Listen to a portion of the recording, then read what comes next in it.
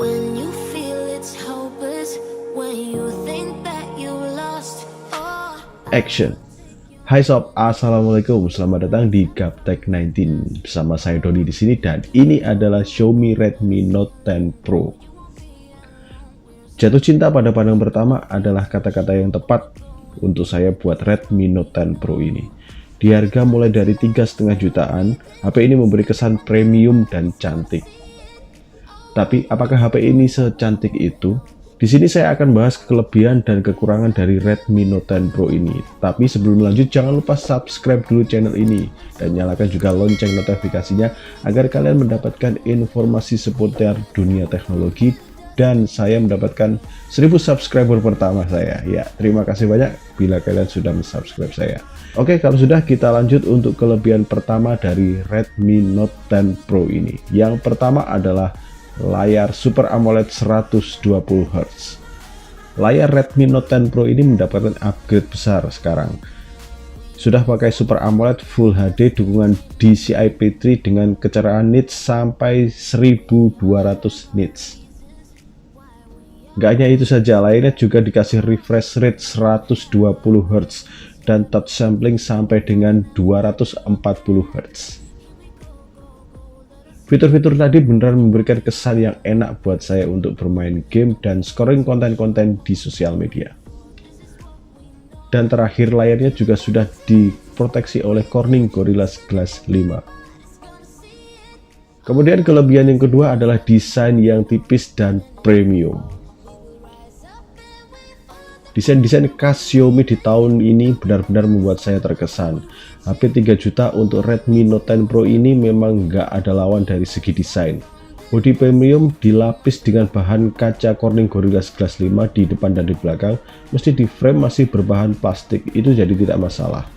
Karena feel genggaman di Redmi Note 10 Pro ini memang terasa sangat nyaman. Hal ini karena HP ini memiliki panjang 164 mm, lebar 76,5 mm, dan ketebalan 8,12 mm. Meski desainnya tipis, HP ini bisa dijejeli dengan baterai yang lumayan besar, yaitu adalah 5020 mAh. Kemudian di samping ada sensor sidik jari yang menjadikan satu dengan tombol power yang dibuat rata dengan bodi. Tapi kenapa sensor sidik jari tidak ditaruh di layar? Mungkin hal ini dilakukan Xiaomi karena agar dapat memangkas harga. Tapi itu tidak masalah bagi saya karena kecepatan baca sidik jari juga sangat cepat. Di speaker HP ini sudah stereo, meski speaker atasnya masih kalah dengan speaker bawahnya. Nice, 3 juta dapat stereo speaker? Mantap Xiaomi. Xiaomi merancang smartphone ini sebaik mungkin, dari segi ketahanan juga patut diacungi jempol. Meski tidak dapat dicemplungin ke dalam air, tetapi handphone ini sudah tahan dari cipratan air dan debu atau memiliki sertifikasi IP53. Kemudian kelebihan yang ketiga adalah performa yang bertenaga dari chipset Snapdragon 732G. Apabila brand sebelah masih menggunakan chipset Snapdragon 720G dengan harga di atas Redmi Note 10 Pro, smartphone Xiaomi ini justru sudah menggunakan chipset Snapdragon 732G berfabrikasi 8 nanometer yang notabene lebih bertenaga ketika dipakai untuk bermain game. Di dalam chipset Snapdragon 732G ini dipadukan dengan RAM 6 plus 64 untuk varian 64GB dan RAM 8 plus 128 untuk varian 128GB. Dan keduanya sama-sama menggunakan RAM bertipe LPDDR4X dengan memori UFS 2.2. Spesifikasi hardware dari Xiaomi Redmi Note 10 Pro ini melebihi HP yang sekelasnya. Sedangkan untuk spesifikasi software sudah menggunakan MIUI 12 berbasis Android 11 yang kaya akan fitur. Sistem operasi tersebut akan selalu diupdate sehingga pengguna Xiaomi Redmi Note 10 Pro ini bisa merasakan performa yang maksimal.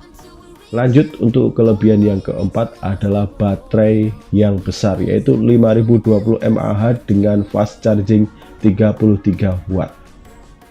Redmi Note 10 Pro ini juga memiliki kelebihan dari sektor suplai daya, sebab ponsel ini memiliki baterai berkapasitas 5020 mAh yang diklaim memiliki masa pakai baterai hingga 2 hari dengan penggunaan normal. baterainya sudah termasuk besar, tapi bagaimana untuk suplai daya di Redmi Note 10 Pro ini? Untuk pengisian baterai Redmi Note 10 Pro ini telah tersedia charger 33 watt yang diklaim bisa mengisi baterai 100% hanya dalam waktu 74 menit. Kemampuan fast charging Redmi Note 10 Pro ini melebihi smartphone sekelasnya yang rata-rata masih memakai fast charging 25 watt. Kemudian kelebihan yang kelima adalah resolusi kamera yang besar, yaitu 108 megapiksel. Spesifikasi kamera dari Redmi Note 10 Pro ini memiliki spesifikasi 108 megapiksel yang siap menghasilkan foto dengan detail yang tinggi dan pastinya tajam. Nah, untuk meningkatkan kemampuan low light kamera belakang Redmi Note 10 Pro telah tersedia fitur Night Mode 2.0 yang secara efektif bisa mengurangi noise dan menghasilkan gambar malam yang tajam. Selain kamera utama 108 megapiksel, kamera ini juga dilengkapi dengan kamera telemakro beresolusi 5 megapiksel yang memungkinkan pengguna Redmi Note 10 Pro ini mengambil foto 2 kali lebih dekat dibandingkan lensa makro biasa.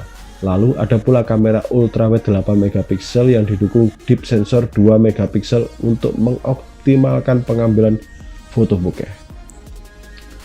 Untuk urusan perekaman di Redmi Note 10 Pro ini, resolusi maksimal yang bisa direkam di Redmi Note 10 Pro ini adalah 4K 30 fps.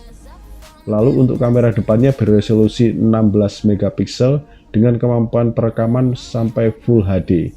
Dari segi kualitas memang tidak perlu diragukan lagi. Namun, yang tak kalah penting, ponsel ini memiliki desain kamera dan bergaya punch hole dengan ukuran 2,9 mm yang tidak terlalu mengganggu.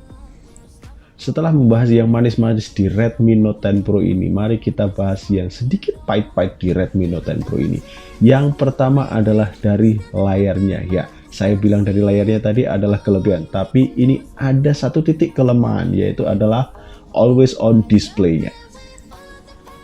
Layar Redmi Note 10 Pro ini hanya bisa menyalakan always on display selama 10 detik, meski ada cara untuk mengaktifkannya secara terus-menerus, tapi cara ini sedikit menguras baterai di HP ini.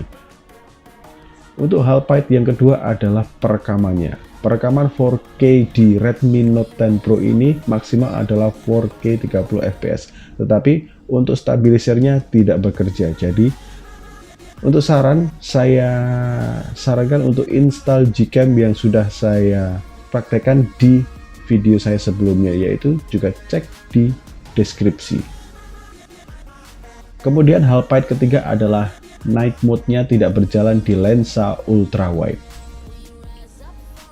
Meski lensa ini jarang digunakan di malam hari, tetapi absennya fitur ini sangat disayangkan karena fitur ini sangat membantu bila kita ingin menghasilkan foto lebar dengan detail yang bagus pada malam hari.